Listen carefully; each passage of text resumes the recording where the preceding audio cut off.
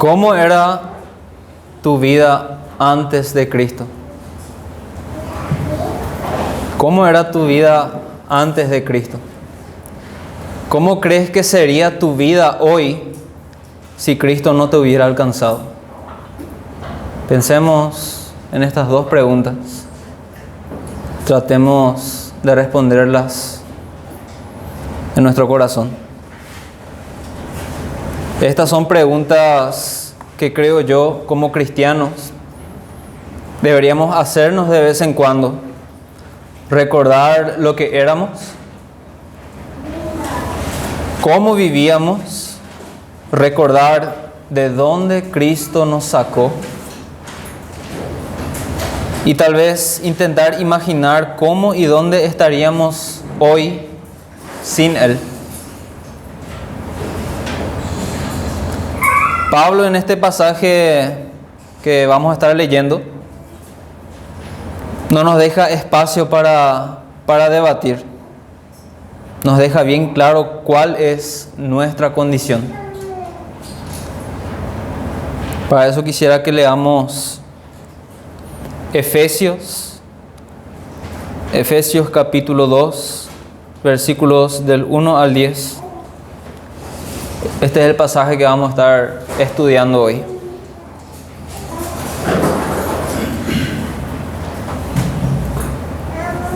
Solo 10 versículos, pero con un mensaje muy profundo y amplio. Dice así la palabra del Señor: y Él os dio vida a vosotros, cuando estabais muertos en vuestros delitos y pecados, en los cuales anduvisteis en otro tiempo, siguiendo la corriente de este mundo, conforme al príncipe de la potestad del aire, el espíritu que ahora opera en los hijos de desobediencia, entre los cuales también todos nosotros vivimos en otro tiempo, en los deseos de nuestra carne, haciendo la voluntad de la carne y de los pensamientos, y éramos por naturaleza hijos de ira, lo mismo que los demás.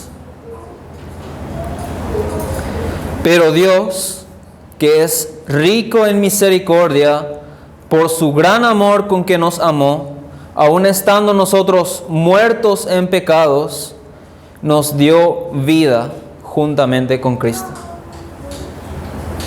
Por gracia sois salvos. Y juntamente con Él nos resucitó y asimismo nos hizo sentar en los lugares celestiales con Cristo Jesús, para mostrar en los siglos venideros las abundantes riquezas de su gracia en su bondad para con nosotros en Cristo Jesús. Porque por gracia sois salvos por medio de la fe, y esto no de vosotros, pues es don de Dios, no por obras, para que nadie se gloríe, porque somos hechura suya, creados en Cristo Jesús para buenas obras, las cuales Dios preparó de antemano para que anduviésemos en ellas. Hasta ahí entonces nuestra lectura. Como dije, Pablo nos deja bien claro cuál es nuestra condición, hermanos. Definitivamente es triste, por ejemplo, ver a un ser querido fallecido, a un ser querido muerto. Pero créanme que es aún más desgarrador ver viudas, hijos o cualquier otro ser querido llorando y hablándole a esa persona ya fallecida, intentando hacer que despierte porque no termina de asimilar que su ser amado ya está muerto.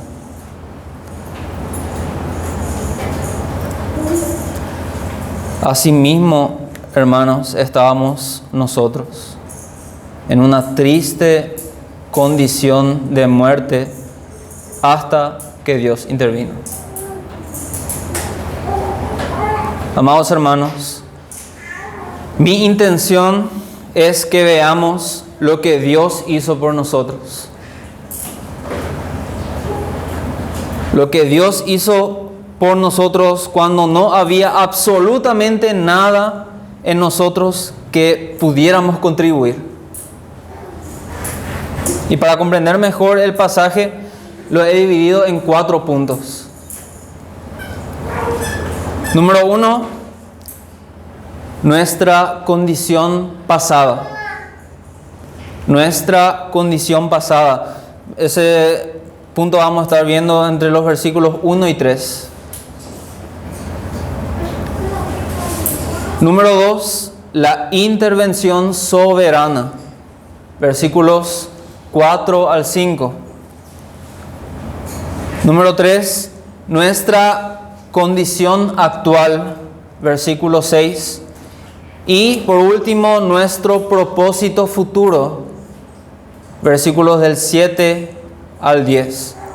Entonces, condición pasada, luego una intervención, cómo estamos actualmente y a qué apuntamos. Nuestro propósito futuro. Y queridos hermanos, antes de que fuéramos alcanzados por Cristo, presten mucha atención, nuestra condición era lamentable y desalentadora. Nuestra condición era lamentable y desalentadora, y les voy a mostrar por qué. Uno de los mejores ejemplos de cómo ocurre la redención en los seres humanos es el ejemplo del buceador. El ejemplo del buceador. Imaginen a un buceador metiéndose en el profundo y oscuro mar. Lo hace con el propósito de rescatar a personas que se habían ahogado. O sea, personas muertas ya. Este buceador tiene la capacidad, el poder, no solo de sacarlos del mar y subirlos al barco, sino de devolverles la vida. De manera que, sostenidos de su mano, pueden salir del mar y subir al barco. Esto es exactamente lo que Cristo hizo por su iglesia, hermanos. Es exactamente lo que Cristo hizo por su iglesia. Todos nosotros estábamos como esas personas, ahogados, muertos y sin una pizca de aliento de vida. Cristo dejó su trono de gloria y vino a este oscuro mar profundo que es este mundo caído. Nos halló, nos dio vida y nos sacó de este mundo. Y es verdad que aún caminamos sobre este mundo caído, pero también es verdad que como cristianos estamos en Cristo, sentados en los lugares celestiales, en el reino, pero ya llegaremos a profundizar un poco más en este punto. El apóstol Pablo, al describir la condición humana antes de Cristo, no se anduvo de rodeos, no le dio vueltas al asunto, no intentó suavizar las cosas, fue directo y le dio justo en el clavo. El ser humano sin Cristo está simplemente muerto en sus delitos y pecados. Esa es la condición humana y nuestra condición pasada, hermanos. Estábamos muertos en nuestros delitos y pecados. Y esta es una muerte espiritual, hermanos. Imaginen por un momento a un muerto, lo pueden llamar por su nombre, gritarle, pero obviamente no va a responder. Obviamente no va a responder porque no hay vida en él. Porque solo los vivos pueden reaccionar y responder al llamado. Como el mismo Señor Jesús dijo en el Evangelio de Juan, capítulo 5, versículo 21, Porque como el Padre levanta a los muertos y les da vida, también el Hijo a los que quiere da vida. Y Colosenses 2:13, y a vosotros estando muertos en pecados y en la incircuncisión de vuestra carne, os dio vida juntamente con Él, perdonándoos vuestros pecados. Como pueden notar, hermanos, la Biblia enseña claramente la condición humana sin Cristo.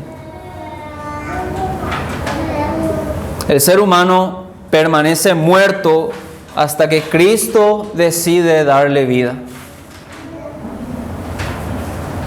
Con oídos para que puedan oír su voz y seguirle.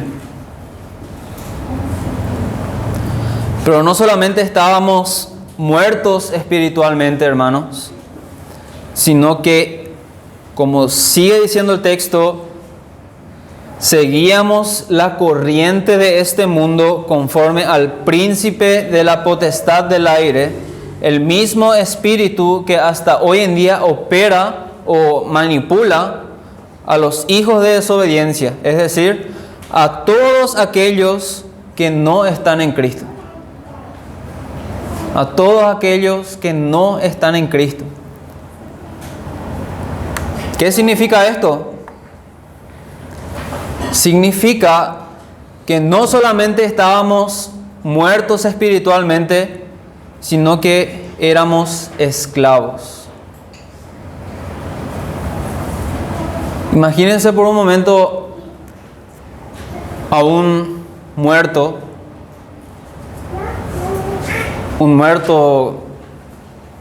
que tal vez ya está casi a los huesos ya. Y ese muerto, a pesar de que ni siquiera se puede mover y no puede hacer nada por sí mismo, está encarcelado y está custodiado. O sea, peor que muerto, está esclavizado también. Bueno, así estábamos nosotros también, hermanos. Así estábamos nosotros hasta que Cristo intervino. Y así siguen estando todos aquellos los que aún están en el mundo. Y los que aún no le pertenecen a Cristo o no están en Cristo. Podríamos decir que teníamos, tiempo pasado, teníamos 3 amos. En primer lugar, nuestra propia carne. Como dice en este mismo pasaje, vivíamos conforme a los deseos de nuestra carne, hermanos. En segundo lugar, éramos esclavos del mundo, es decir, en este sistema corrupto y completamente inundado de pecado, el cual es comandado por Satanás, quien en este pasaje es llamado el príncipe de la potestad del aire, el cual era, por así decirlo, como nuestro amo principal fuera de Cristo. Pero hermanos, una vez que Cristo nos salvó, como hemos visto, no solamente nos dio vida, sino que también nos liberó de la esclavitud de estos 3 amos que hemos mencionado, que hemos visto. Y actualmente, como hijos de Dios, tanto la carne como el mundo y el mismo Satanás ya no son nuestros amos, sino que son nuestros enemigos, contra los que tendremos que luchar activamente. Vamos a tener que luchar activamente hasta el día de nuestra muerte, hermanos. Y entre estos 3 que hemos mencionado, el enemigo más cercano siempre será nuestra propia carne. Siempre será nuestra propia carne. No podemos echarle la culpa de todo a Satanás. No se le puede echar la culpa de todo a Satanás, inclusive por los pecados que hay en nuestra vida. Es nuestra propia carne la que mayor batalla nos da y con la que mayor responsabilidad tenemos también.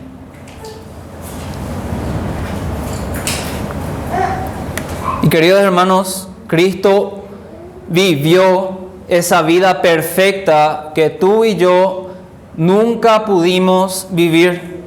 Él venció al mundo.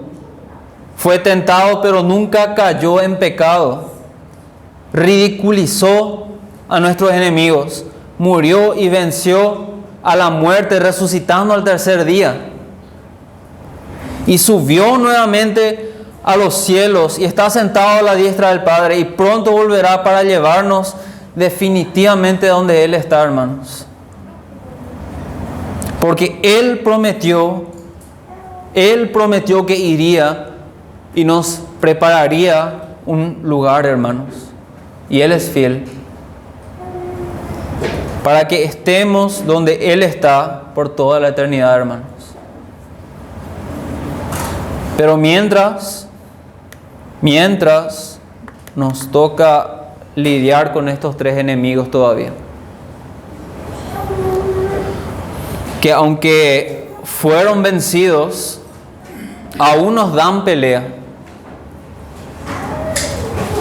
Y nos toca luchar para glorificar a Cristo con nuestras vidas, mostrando así que la gracia que hemos recibido en Cristo Jesús es una gracia que transforma y santifica. Es una gracia que transforma y santifica, hermanos. Pero no solamente estábamos muertos espiritualmente y éramos esclavos, sino que a causa del pecado, siendo hijos de ira, estábamos condenados a sufrir la ira de Dios. Estábamos condenados a sufrir la ira de Dios, hermanos. Y la ira de Dios no es para nada un juego. No es para nada un juego. Hermanos, como iglesia debemos comprender qué es la ira de Dios. Debemos comprender qué es la ira de Dios. La ira de Dios no es simplemente un enojo caprichoso. La ira de Dios, querido hermano, querida hermana, es la respuesta justa y santa al pecado. La ira de Dios es la respuesta justa y santa al pecado. Si creemos y entendemos que Dios es santo, y no simplemente santo, sino 3 veces santo, eternamente santo, entonces debemos entender que está totalmente apartado del pecado, separado del pecado. No puede ni ver el pecado porque aborrece el pecado. Y Dios también es perfectamente justo.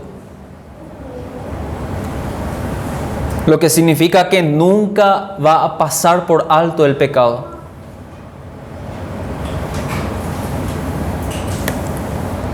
Por lo tanto, la ira de Dios es la respuesta totalmente justa y santa ante el pecado de la humanidad. Y esta ira es universal. Es universal. No hay ser humano que nunca haya estado bajo la ira de Dios. Como dice el versículo 3, éramos por naturaleza hijos de ira, lo mismo que los demás. Lo mismo que los demás. Hermanos, a pesar de que hayamos sido escogidos en Cristo antes de la fundación del mundo, éramos exactamente lo mismo que los demás. Éramos exactamente lo mismo que los demás. por naturaleza pecadores, por lo tanto sujetos a la santa y justa ira de Dios, que es el mismo infierno, hermanos, cayendo sobre la cabeza de todos aquellos que mueren separados de Cristo. Y como hemos visto, no podría haber un panorama peor para la humanidad. No podía haber un panorama peor para la humanidad. Muerte espiritual, esclavitud espiritual y condenación. Y la peor condenación, que es la ira de Dios. Hasta el versículo 3, todo se pinta de negro. Hasta el versículo 3, todo se pinta de negro. Pero a partir del versículo 4, todo cambia, hermanos. Este versículo es probablemente el punto más alto de toda la carta. Una simple palabra cambia todo el panorama. Vean conmigo, versículo 4. Una simple palabra cambia todo ahí. Ese pero que está ahí al iniciar el versículo 4, ese pero es lo que cambia todo el panorama. Es la razón por la que se dio toda la historia de la redención, mis hermanos. Todos nosotros estábamos muertos, esclavizados y condenados. Pero Dios, que es rico en misericordia, por su gran amor con que nos amó, aun estando nosotros muertos en pecados, nos dio vida juntamente con Cristo. Y hermanos, esto lo cambió todo. Esto lo cambió absolutamente todo. Aquí tenemos a plena vista lo que era y lo que es, o sea, el antes y el después, hermanos. Dios fue misericordioso con nosotros. ¿Y qué significa eso? Simplemente no nos dio lo que merecíamos. Esa es la misericordia. No nos dio lo que merecíamos. Nosotros, como sucios pecadores, siguiendo la corriente de este mundo y por la santidad y la justicia de Dios, éramos indiscutiblemente merecedores de la ira de Dios. Pero Dios fue misericordioso y nos libró de ese justo castigo. Dios fue misericordioso y nos libró de ese justo castigo. Y acá entra la gran pregunta, hermanos. ¿Cómo puede Dios, siendo santo, que no puede ni siquiera ver el pecado, y justo, o sea, no puede dejar impune el pecado? ¿Cómo Dios, siendo santo y justo, puede pasar por alto el pecado de tanta gente? De miles de millones de personas en todo el mundo, a lo largo de todas las generaciones. Y es que el hecho de que nosotros no hayamos pagado esa deuda, porque de hecho nunca la pagamos, el hecho de que no hayamos pagado esa deuda no significa que nadie la haya pagado.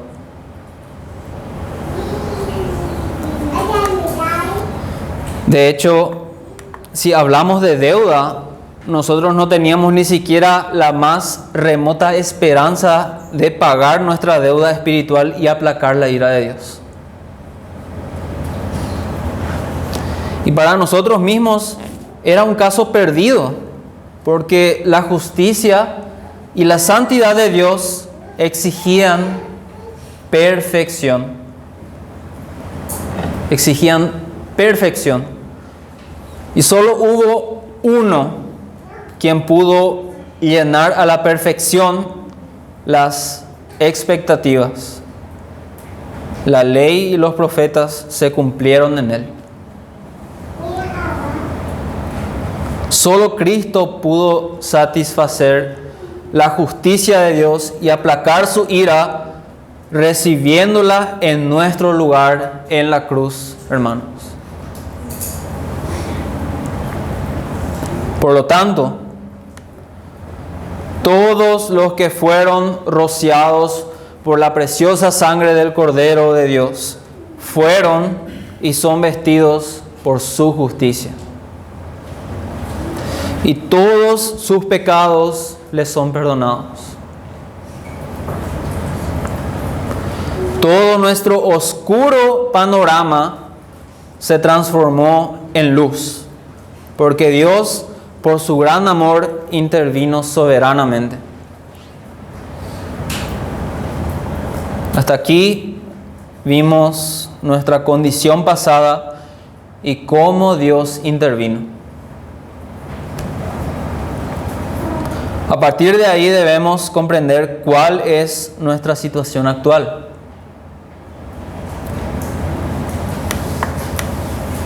Y piensen, hermanos, ¿cuál podría ser nuestra situación actual estando en Cristo?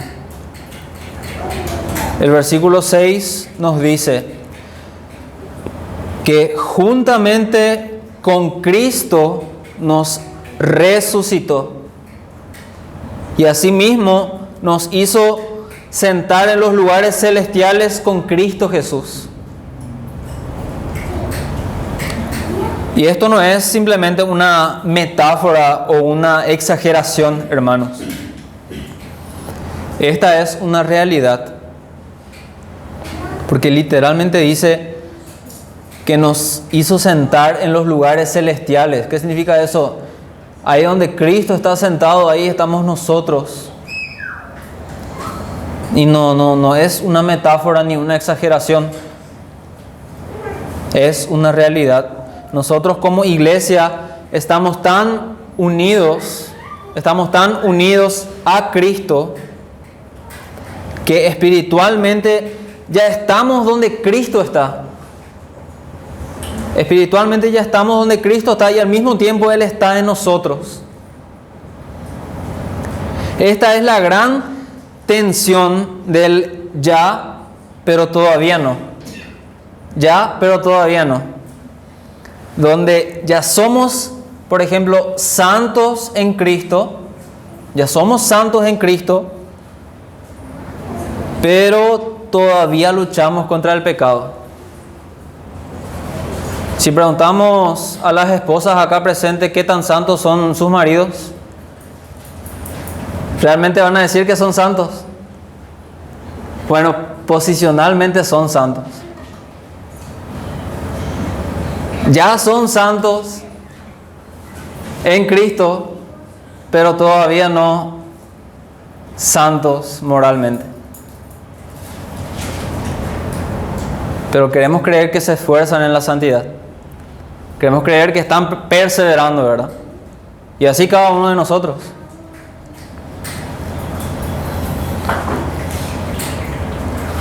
Ya somos santos en Cristo, pero todavía luchamos contra el pecado. Ya tenemos vida eterna, hermanos, pero todavía moriremos físicamente si Cristo no viene antes.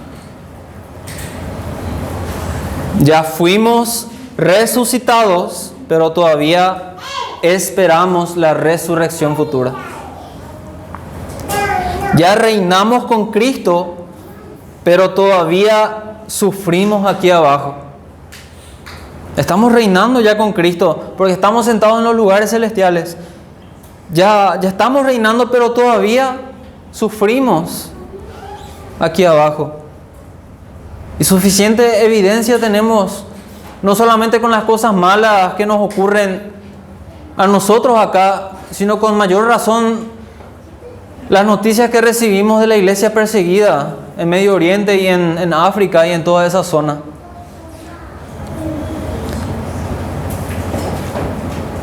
Ellos, tanto como nosotros, ya reinan con Cristo, ya están en los reinos de los cielos. Pero al mismo tiempo les toca, al igual que nosotros, caminar en este mundo caído. Por lo tanto, va a haber todavía sufrimiento.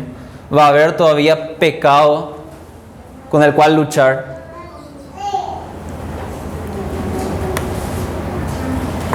La guerra es real, hermanos. Esta guerra es real, pero la victoria ya está garantizada. Esa victoria ya está garantizada.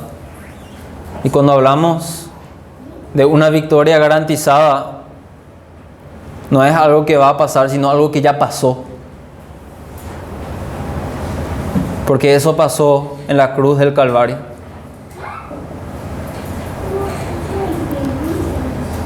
Y esto también nos debe animar a elevar nuestra mirada. Pablo quiere que los cristianos vivan su identidad en Cristo. La vida cristiana no es subir para alcanzar a Dios. No se trata de subir para alcanzar a Dios, sino de vivir conforme a lo que ya somos en Cristo. Vivir conforme a lo que cada uno de nosotros ya somos si estamos en Cristo. Hermanos, aunque caminamos en la tierra, pertenecemos al cielo. Y aunque luchamos aquí abajo, ya estamos sentados allá arriba. Esa es nuestra condición actual. Y lo que le espera a todo creyente de ahí en más es lo que Pablo describe en los versículos del 7 al 10. Dios nos resucitó en Cristo y nos hizo sentar en los lugares celestiales con el propósito de mostrar en los siglos venideros las abundantes riquezas de su gracia en su bondad para con nosotros en Cristo Jesús. Porque como sigue diciendo, por gracia sois salvos por medio de la fe, y esto no de vosotros, pues es don de Dios, no por obras para que nadie se gloríe, porque somos hechura suya, creados en Cristo Jesús para buenas obras, las cuales preparó Dios de antemano para que anduviésemos en ellas. Hermanos, el que les diga que la fe y las obras no van de la mano es un mentiroso. Es un mentiroso, porque en este pasaje lo tenemos bien claro. Lo tenemos bien claro. Es por medio de la fe en la perfecta obra de Cristo a nuestro favor que somos salvos. Ese es un regalo de Dios para nosotros, para cada uno de nosotros. Por lo tanto, nuestra salvación es por pura gracia y no por obras para que nadie se gloríe. Nadie podrá gloriarse en el día del juicio diciendo que fue salvo por las cosas que hizo en su vida. De hecho, pretender algo así solo demuestra que nunca se comprendió realmente el Evangelio.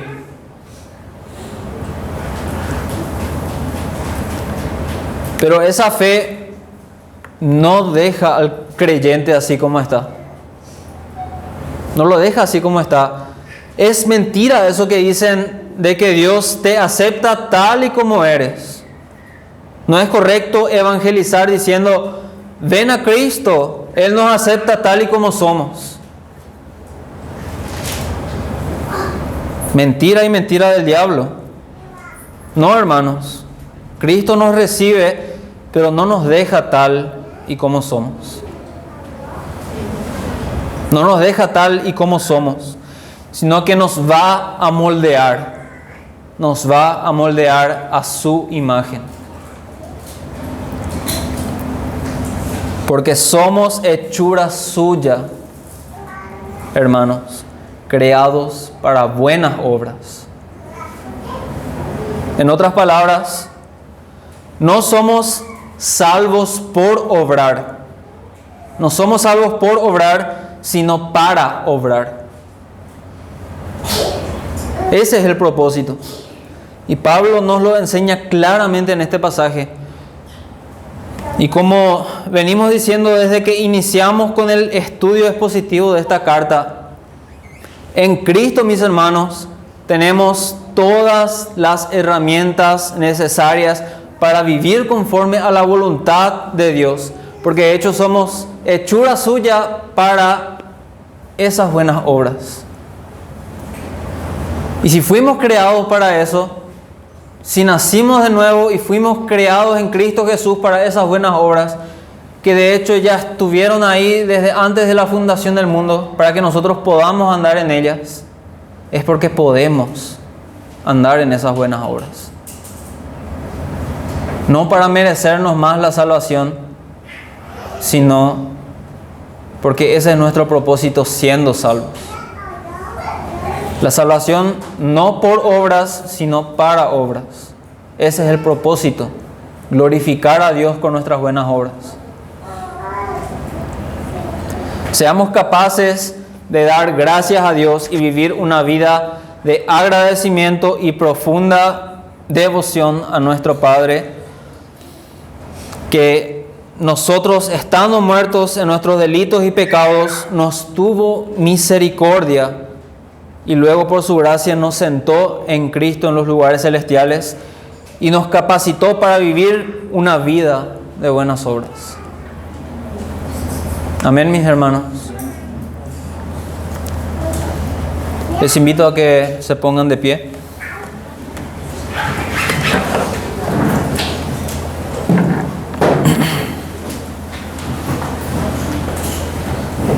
Oramos. Señor y Dios Todopoderoso, bendito sea tu santo nombre. Toda honra y gloria sean a ti. Te damos gracias, Padre, por todas las bendiciones recibidas, por todo tu amor y misericordia, por esa misericordia que marcó la diferencia en ese oscuro panorama, Señor, en el que estábamos, cada uno de nosotros. Porque tú, Señor, en tu gran misericordia y por el gran amor que nos tenías, has dado a tu único Hijo, Señor, para que todo aquel que en Él crea no se pierda y tenga vida eterna. Y no solo eso, Señor, sino que nos has dado por tu gracia el gran favor, la gran bendición de poder ser llamados tus hijos y poder ser sentados en los lugares celestiales, Señor. Y no solo eso, sino que nos das todas las herramientas necesarias para vivir esa vida, creciendo conforme a la imagen del varón perfecto que es Cristo Jesús. Te adoramos, Padre, y entregamos el resto de este tiempo en tus manos. Bendigo a cada uno de mis hermanos presentes. En el nombre de Cristo Jesús te adoramos. Amén.